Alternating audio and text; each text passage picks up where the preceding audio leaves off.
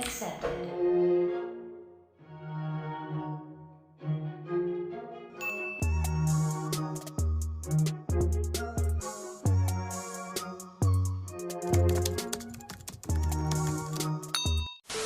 Hey guys, it's your girl Cameron and I'm back at it again with another video.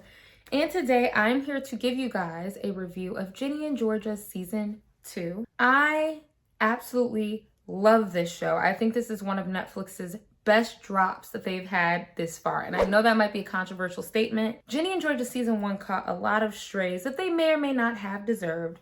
Season 1, the writing was a little out of touch. We know that the Hunter and Jenny scene went viral on the internet. But I've never seen you pound back jerk chicken. Last time I checked, Brody twerks better than you. And a lot of people wrote the show off as cringy, corny, never gonna watch. In my case, as cringy as it was, I gave it a chance and I actually liked the show. But season 2, I don't know what was put in the Kool-Aid, but they put their foot in this writing. The show took more of a darker, serious tone, which I appreciated. It was a little bit different from season 1. We are going to get into every little thing we possibly can. This is gonna be a long video. So get your snack, get your drink. I made a smoothie, I'm sitting, I'm chilling. I encourage you to do the same because when I tell you I'm getting into the details, we're getting into the details. Please like, comment down below, join the conversation. What do you guys think of season 2? Please hit that subscribe button if you would like to see more content like this. Without further ado, let's just get straight into the TV show review. Let's go. So we're gonna start simply with the characters. First, we have Ginny. This season, she basically loses everything. Everything that means to a high schooler. So her friends, her ex-boyfriend. If you recall back to last season, it ended off with everyone finding out that Marcus and Ginny were in a secret relationship, which meant she was cheating on Hunter and also keeping it from her best friend, Maxine, which we will get to. This season 2 is basically a continuation of that drama. She also this season struggles with self-harming, and we also get to see her therapy journey. Next, we have Georgia. Georgia is Miss Keep a Man because men love Georgia. We meet both her baby daddies this season. We know that Joe likes her, which that really doesn't go anywhere, but we'll get to that too. Everybody loves Georgia. We also get more insight into her childhood, her background, the abuse that she's faced by the hands of her stepfather, by the hands of Austin's father. And we also get into Georgia and Ginny's relationship, the struggle between being a parent or being a friend. And there's a huge push and pull this season between the two of them. Next, we have Austin, Ginny's little brother. His father comes back into his life, and that is a whole situation, whole buildup of Austin and violence. We have Zion. Zion is Ginny's dad. He's settled in town, and he's always copping pleas for Georgia, justifying virtually everything she does when Jenny vents to him. Zion does know a lot more about Georgia's past, and that might be a huge reason why he really understands her. Next, we have Paul. Paul is Georgia's fiance. He is the mayor of Wellsbury, and he doesn't know who she is. She is still not being upfront with the man. I think Paul's a little delusional because it's like, how are you willing to get married to this woman so fast? And you really don't know much about her. And we really get to see Paul trying to take more of a parental figure onto Ginny and Austin this season, which Georgia really struggles with because she's so used to doing things alone. Next, Marcus, Mr. Loverboy this season. He's battling depression a lot, more so throughout the second half of the season, but he loves Ginny. So this is presented as an obstacle in their relationship. Marcus is like the classic angsty teenage boy that's like, I'm not worth anything. I'm going to hurt her, so let me protect her. But a lot of people don't understand that protecting someone is also being honest. We know this with Georgia. Georgia protects her children all the time, but because she doesn't tell them why or doesn't give them a choice, they're left every time with egg on their face because they don't know what's going on, and then they make missteps. Marcus, he kind of struggled with this, wanting to protect her, but not being really transparent about what he was really going through. Next, we have Hunter. He was Mr. Loverboy last season. Friday, happy Friday. Good morning, Ginny. Welcome to Friday. he's kind of irrelevant. But I can tell he still is in love or has love for Ginny. I will say I do feel bad for Hunter to an extent. The relationship is kind of flaunted in his face, and we've all been there. However, I didn't really like him from jump. I feel like it was one of those very surface level ass relationships. Anytime Georgia would try to get closer to him, everything is like peaches and cream with Hunter. I just feel like he wasn't the guy for Ginny, and I stand by that. Next, we have Maxine. Maxine is Ginny's best friend, or was. She's the type of friend that it's all about me, me, me, me, me. You never know what's going on in anyone else's life. She's still obsessed with Sophie. Now there's another girl named Silver who's a part of the play who likes Maxine. And she is going to be playing the evil witch in the play. Then we have Abby. Abby is still struggling with this Edie, which I thought that we would get a little more detail into that this season, or maybe someone would find out. But she's still kind of in an unwritten book. Her parents are divorced. Her father's moving on. And finally this season, we see Ginny and Abby develop a bond over their experiences. Next, we have Nora. Yeah, she's just starting to get annoyed with her dusty ass boyfriend, Jordan. So I already know that that's not gonna work out. Next, we have Joe. Joe is the owner of the town's only hangout, Blue Farms. He's practically in love with Georgia, but has a brief affair with Cynthia Fuller. Her husband is dying, and that was very shocking, but I knew that him and Cynthia wouldn't be endgame. Like, I wasn't seeing the vision. And I have to mention, Joe is my forever sad Bandari. Degrassi, last season, I was so geeked that he was in this. Can we talk about how every show he's in, he gets the short end of the stick? And we also get a little bit more of a background into Joe. There's some flashbacks dedicated to him. And it also kind of hints at the fact that he's not Mr. Goody Two-Shoes either. He has some secrets. He has a side to him that I don't know might match up with Georgia just a little bit. Then we have some side characters. Bracia. Bracia is finally introduced more this season. Last season, we dealt with this struggle of Ginny like, oh, all her friends are white. The black kids kind of look at her like, oh, we're not good enough for you. You kind of ditch us. I don't like how she came for Ginny last season, though, for that Britney Spears costume. But that's besides the point. So I'm glad that her and Ginny started to form a friendship this season. Might have been by default because her friends weren't talking to her. But that's besides the point. Nick works for Paul, and he's dating that stupid PI. I know the man's trying to do his job. Nick still has a vendetta at the beginning of the season against Georgia because of the money that she embezzled. The last character we're going to just briefly go over is the PI, Gabriel Cordova. This man pisses me off. Please go away. If you only knew half of Georgia's story, maybe we could get somewhere, but you don't. And I really hate how he begins putting Ginny in the middle of this whole investigation, saying to her, if you don't come forward for your mom, there's blood on your hands.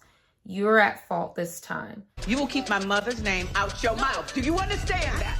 He's looking into the murder of Kenny, but he has to move on to Anthony because they know that they're not going to be able to frame Georgia for Kenny's death. So he's trying to pin her for that, but then he also tries to pin her for Tom Fuller, and we will talk about it. We're going to get into part 1 of this season, which I like to call Run, Ginny, Run. The episode opens up with Ginny at her father's house, and she's awoken by a bad dream. Her mom is suffocating her with a pillow, which, now that I talk about it, that might have been foreshadowing. You don't think your mom is capable of doing that, but she ends up doing that to somebody else this season. She's starting to run from her problems, just like Georgia. She's hung up on the fact that her mother murdered Kenny. She hasn't been to school for a week.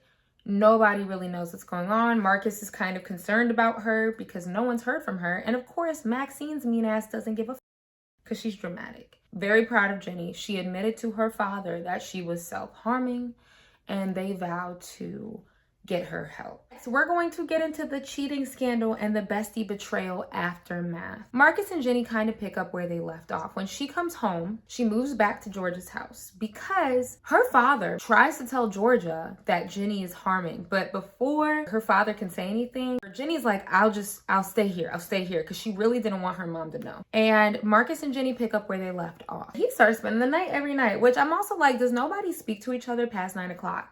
In Ginny's house or in Marcus's house, because how are you spending the night? And then she does return to school, and she is ignored by everybody except for Bracia. Marcus damn near ignores her because I don't think he wanted to make her life more miserable. Maxine obviously is a Ginny walks past and it's like nobody talked to her. Hunter is obviously not talking to her. And I want to talk about this because last season, was Ginny wrong for not telling Maxine? Sure. Hypothetically, yes. But on the other hand, Maxine was going through a lot with that Sophie girl. She was so self-centered. And actually, Ginny and Marcus hooked up before Max and Ginny were friends. So to be fair, that thing had already been going. And as much as it would have been nice for her to say, hey, I have a thing for your brother. Yes, Ginny was moving funny. Yes, Ginny shouldn't have been sending those pictures to two boys, but we're in high school. I felt like Maxine was taking it too far because the way Maxine was acting was like Ginny slept with her girlfriend. She ain't do that. Course in English, Hunter is assigned to give Ginny her notes. That's the type of stuff that happens in high school, guys. I promise you, you guys might say that's TV writing, but my high school experience, that's the type of stuff that would happen. Your ex would be in your class. Your ex would be in your lunch period. Your ex would have to give you your notes. Of course, the black kids come to the rescue because they're like, girl, we gonna adopt you into the friend group. So Ginny still has people to talk to. That makes things a little bit easier. And I almost think this kind of spoke to the commentary that some biracial people will say that black people were always a bit more welcoming. They're like, you know what, girl, we're cool with you. Like, come sit with us. You're good with us. So Maxine continues being a witch. Abby tells her that she saw Sophie on a date with Josh, another boy. And of course, Maxine was mad about it. Maxine was like, why would you tell me that? You know what, Abby, that's really low. And all Abby was trying to do was be upfront because you were mad at her for not being upfront last season. So at that point, Abby was like, girl, F you. Abby and Ginny connect. They start smoking, skipping class, and they become friends again. They just really don't give a F anymore because Maxine is being a raging. After some weeks, it's the twins' 16th birthday party. Of course, Ginny and Marcus now, they're unapologetic about their relationship. They walk together in the halls. They make it known. Which I'm like, live your life, Ginny. Do what you want to do. You're with him, she's mad. You're not with him, she still doesn't care. She's going to be mad at you. At some point, Maxine makes a snarky comment, and finally, Ginny goes the fuck off. Ginny goes off and is like, look, you have not been a good friend to me.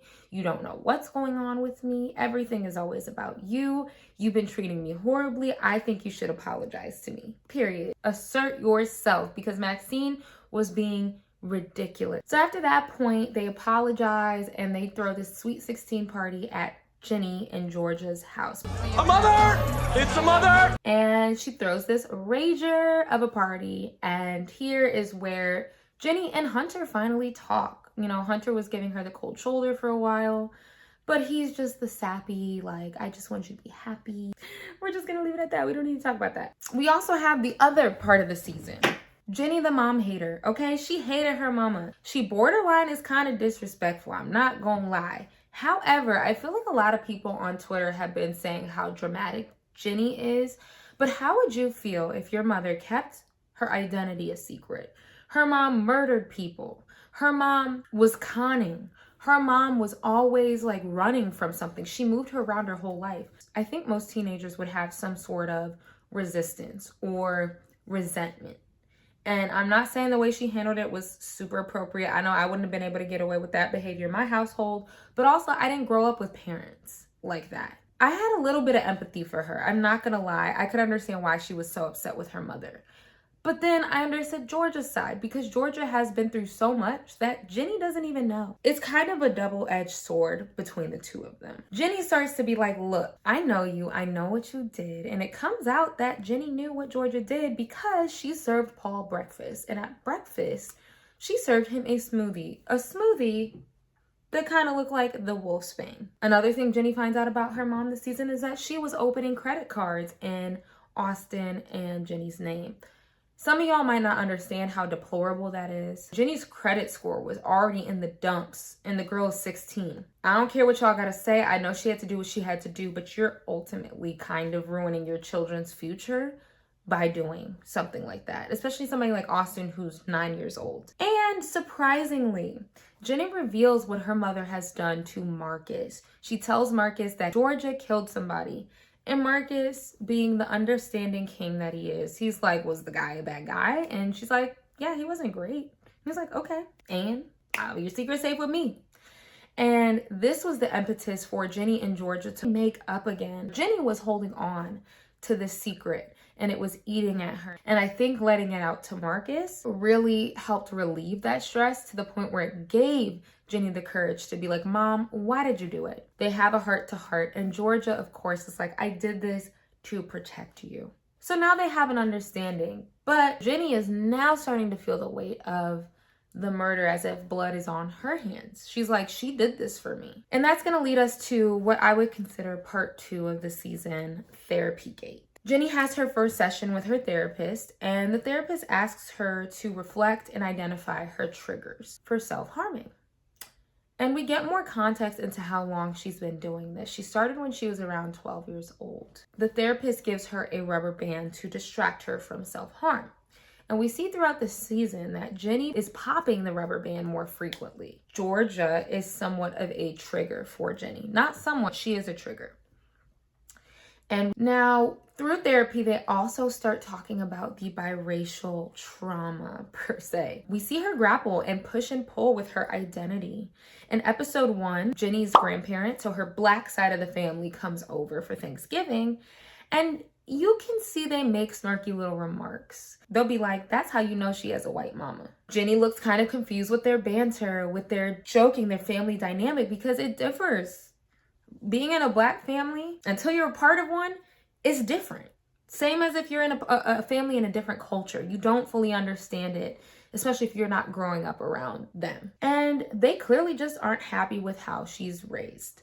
Georgia's not educated. You know, there's all of these things that does put into perspective what a biracial child does have to go through. So in therapy, Ginny does end up telling Georgia how Georgia just does not understand her, and she never will, because Georgia is not black. She's a white woman. They reflect on the time that Georgia wore a costume from Gone with the Wind that was offensive. And also Ginny struggling with her racist teacher, which we deal with in season 1. He's one of those like unovert racists where you make comments, you single them out, you make her visibly uncomfortable. And this season, her English teacher is like, Ginny, I want you to pick a book for the class that represents the black experience.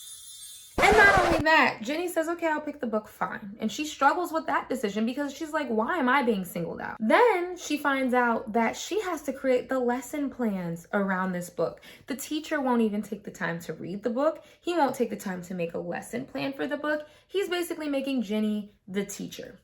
And what disappoints me the most is how her classmates didn't speak up. Maxine didn't speak up. Hunter didn't speak up initially. This is the life of a black student in a predominantly white space. I grew up going to predominantly white schools my whole life. I grew up in the suburbs around strictly white people for a very long time. And these are the little things that people just don't think about. So I understood her pain. Now, God bless, she walked out the classroom and she says, no. But Ginny's a talented writer and she decides to drop the AP English class and has to go to normal English. One thing they explore in her therapy sessions is her mommy issues. Georgia always said, I do what I do for you. And I may be wrong, and I may be horrible. You get to live a normal life. I did everything I could. I'm not perfect. So in a way, as true as what Georgia is saying is lovely, but think about it from a child's perspective. Georgia negates Ginny's perspective on her childhood because Ginny now lives a normal life. She's supposed to be grateful. Yeah, I murdered a couple people. Yeah, I moved you around your whole life, but look at where you are now. That doesn't change the trauma and the hurt that Ginny has dealt with because of all of those moves. Georgia this season, especially in therapy, which Georgia's fully against. She sat down in therapy. She doesn't listen to Ginny enough. It's always, well, I did what I had to do. I don't want to say she's selfish, but when it comes to her emotional intelligence, she's a bit selfish. She's not thinking about how, yeah, my kids don't have it as bad as I did, but there doesn't mean that there couldn't be improvements to how I raised them. Sometimes it's not about the destination, it's about that journey, and that's what she's not really understanding from Georgia's perspective. I'm glad that Georgia starts to listen and they start more of an open relationship, especially after Georgia finds out that Ginny was self-harming. So next section, let's talk about iconic relationship moments between Marcus and Ginny. We've kind of briefly, you know, talked about them a bit, but I have to say I stand Marcus and Ginny. I like them together. First things first, Ginny tries giving Marcus a BJ, which doesn't go well. He's like, ugh, too much teeth, da da da. But Ginny feels comfortable enough to ask her mother how to give one. Mommy, how do I give a BJ? I'm like, no, we don't ask those questions. We don't ask those questions. And then later, Georgia smokes with Marcus after she discovers him in Ginny's closet. They were like hooking up, and then Georgia saw him climb through her window. And like a slick Rick she is, she came in. She was like, Ginny, you need to go get your birth control, yada, yada, yada. And Marcus comes out the closet. She's like, Marcus, come out. Georgia does this several times, at least twice with Marcus. And like, this is the type of stuff that she does that Ginny was upset about. She's like, why are you smoking with my boyfriend? Like, why can't you be normal? Georgia has a heart-to-heart moment with Marcus, and she's like, look, when you feel like you are not serving her or you are not good enough for her, you need to promise me to let her go. And we do see later that Marcus takes this advice. Finally, when Ginny had thrown that rager of a party, Marcus tells Ginny, hey, I'm ready to be in a relationship. I want you to be my girlfriend. My concern with Marcus was he was going to do her how he did Padma. I was concerned that maybe Marcus is like the not shit dude who just can't commit. Because Hunter at least publicly loved her down. Last season, from the song to the tap dance, to, like, he loved her down and loved her out loud.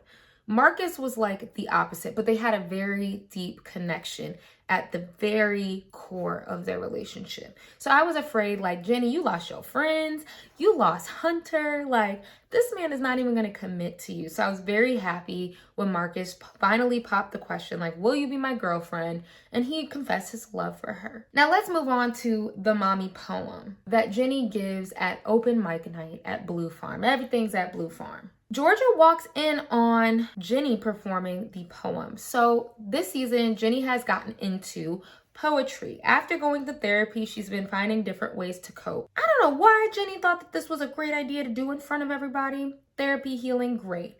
But as soon as Georgia walked in, it's kind of like, let's wrap this up. I mean, the girl was starting to talk about mommy's a monster and inheriting her sins and suffering in silence. It's like, this town is only so big. You're about to blow your mom's spot. And I'm going to insert a clip of me watching this scene.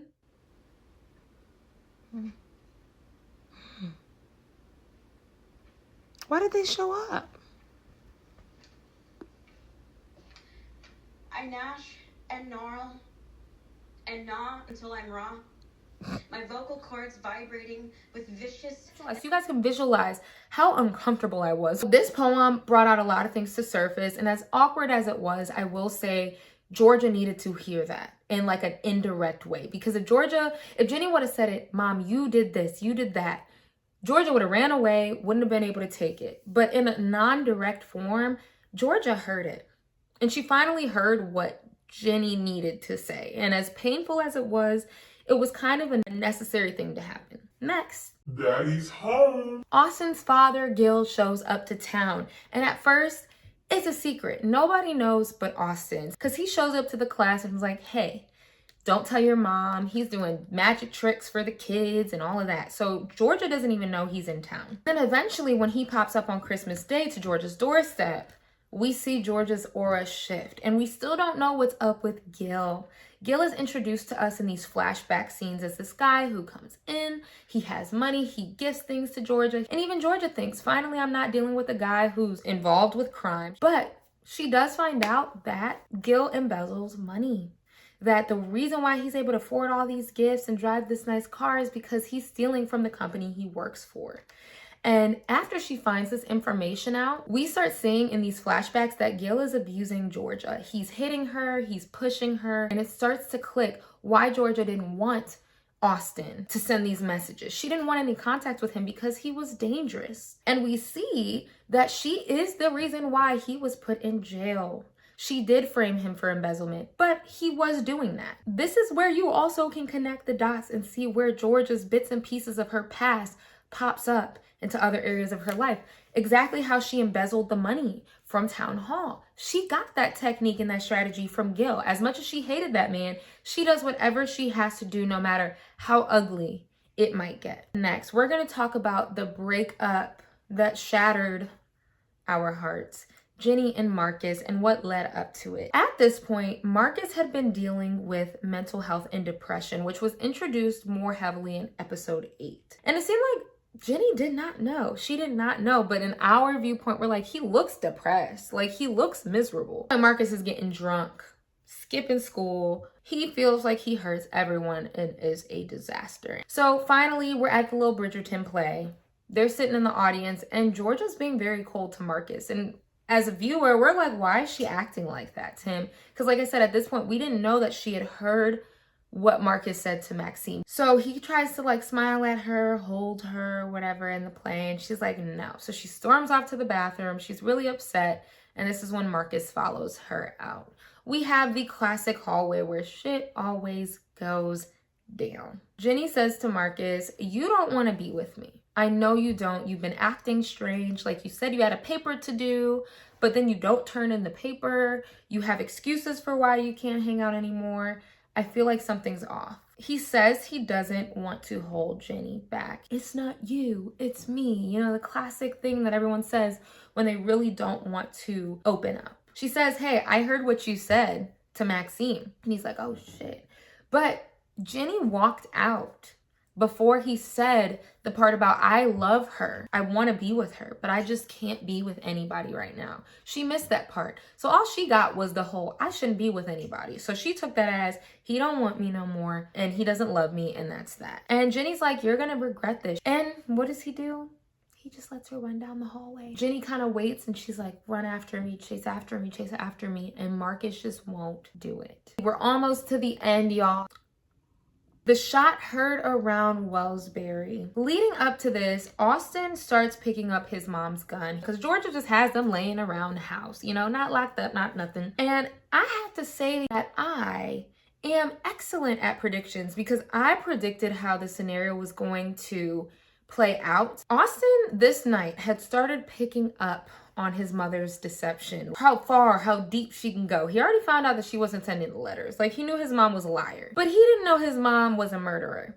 So earlier that day, Austin was at Cynthia Fuller's house playing with her son, Zach. And obviously Cynthia's husband is dying and he's in the living room. Austin and Zach are playing hide and seek. And for some reason, Austin says, yeah, I'm going to hide in the room with the dad in it and hide in the cabinet. Well, we see that Georgia, while Austin is hiding, she comes up to Tom and suffocates him with a pillow. And Austin sees the whole thing. And of course he's shocked. We're like, why would she do that? Because we know that Georgia's just not a cold-blooded killer. Like, she just doesn't do it for no reason. Once we go to the next episode, episode 9, we see that the reason why Georgia did that is because she was hanging out and talking to Cynthia while the boys were playing. And Cynthia's like, I'm tired. Like, they said Tom would be gone before Christmas, and here he is. It's February. She's just miserable. She almost kind of wants him to die. Georgia had no business doing this. This was so stupid to me and such an unnecessary evil, but she decides to take the honors and suffocate Tom so that Cynthia could move on. She's always like, I'll do anything for my kids. That's one thing, but you're doing this for a lady who's hated you, who's had a vendetta against you since you've gotten here. So Austin had seen that. Now, fast forward to the same night, they're at home, and Gil comes into the house, barging in, and starts fighting with Georgia. Austin and Ginny witness him pushing Georgia, and that's when it comes out that Gil has been abusing her. Like I predicted, Austin comes in with the gun and shoots his father in the arm. Now we see Georgia's life manifest within her children.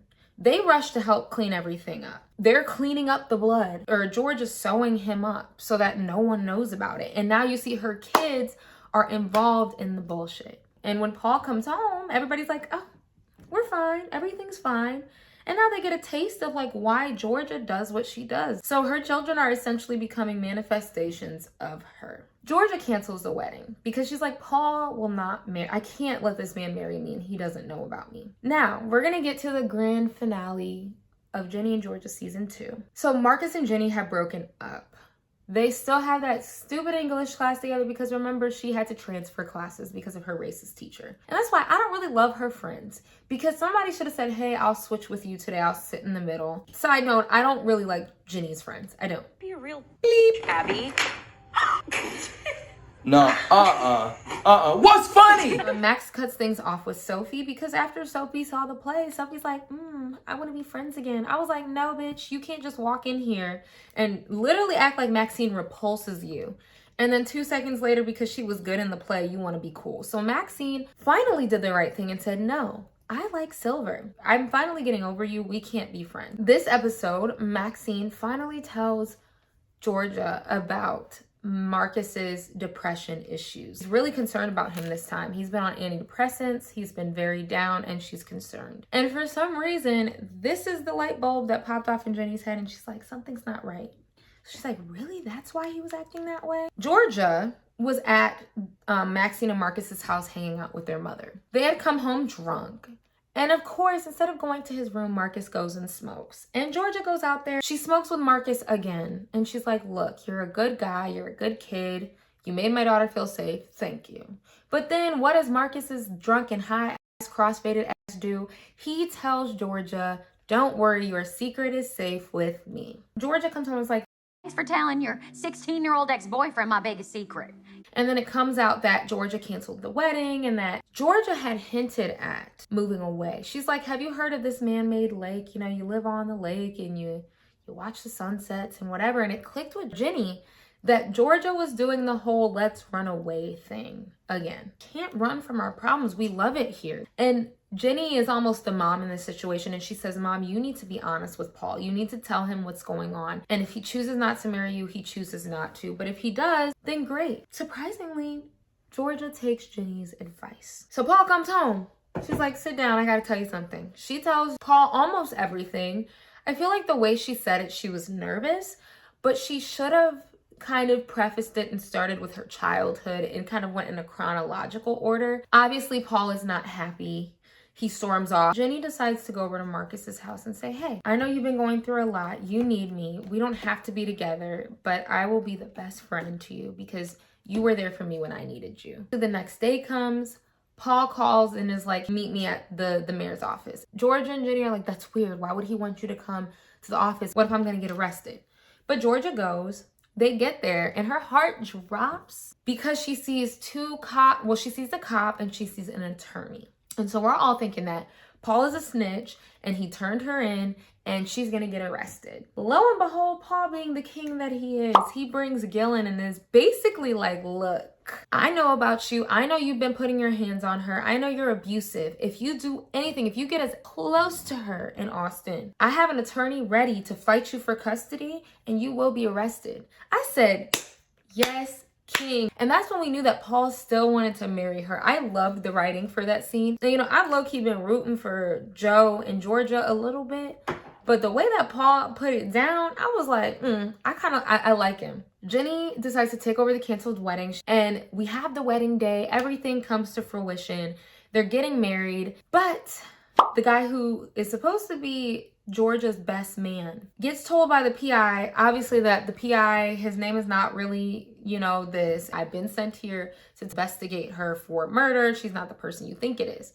So obviously I'm like sitting here like, damn it. I knew this wedding was not going to go well. And it sucked. It took the fun out of it because I was watching it and my heart was beating the entire time. Like, something's going to happen. Something's going to happen. And what happens? They get married. They say their I do's. They have their first dance. And cops come busting into the venue. And they say, Georgia, you are under arrest for the murder of Tom Fuller. And it had to happen at the wedding. So the season ends with Georgia being whisked away in a cop car. Austin running after the car saying, I never told anyone. We know that the PI had put in a tip to the police about Tom dying and Georgia being there. I would say predictions for next season. I don't think they're going to have sufficient evidence to book her for the crime. I think that her and Paul are going to crumble. I think season 3 might finally be the season where Joe and Georgia connect with each other. And I also think that Ginny and Marcus will find their way back. Or there'll be like a new boy or something, like a new character. I want to just wrap this up with my thoughts on the season overall. I personally love this season. It took a more serious tone. I almost felt like I was watching a different show, but the end of season 1 somehow started to prep us for this shift, right? Everything became dark. There were several times I will say I was almost brought to tears because Antonia Gentry, the girl who plays Georgia, let's not get it twisted. She can act her ass off. The scene where Jenny told her mom that she's self-harming. The scene where she talked to her dad and told her that she was self-harming. The scene where Marcus and Jenny broke up. I was this close to tears. I feel like season 1, they got a bad rap for the writing, but the actors in the show are pretty good. I have to say that. I will say the pacing got a bit slow as the season went on. I hate short season because it forces you to move the plot along, so you feel like you're running out of time. So for example, episode 8 and 9, 3 days before flashback where they showed one perspective and then the other perspective in the episode, I would have ate it up if the season was 25 episodes long, but I wasn't eating it up because I'm like, we got 2 episodes left and all these questions. So I wish there was more time, but that's more of a Netflix issue because for some reason they can't make series past 10 episodes. I really hope that Georgia doesn't run away this time from her problems. I hope she faces them head on, which is scary though because now she's in custody. They have the power to look her up and ask her anything, so she could be arrested for a number of things. Overall, I will say I gave this season a 9 out of 10. This show has an excellent balance, again, of the comedic presence, the seriousness, the deep topics, the lightheartedness. It's a great mixture for people who love all of that in one. I appreciate you guys so much for watching this. So excited for season 3. If there is going to be one, does anybody know? If you know, comment down below. Please hit that subscribe button to see more content like this. Thank you for watching, and I will see you in my next video. Bye.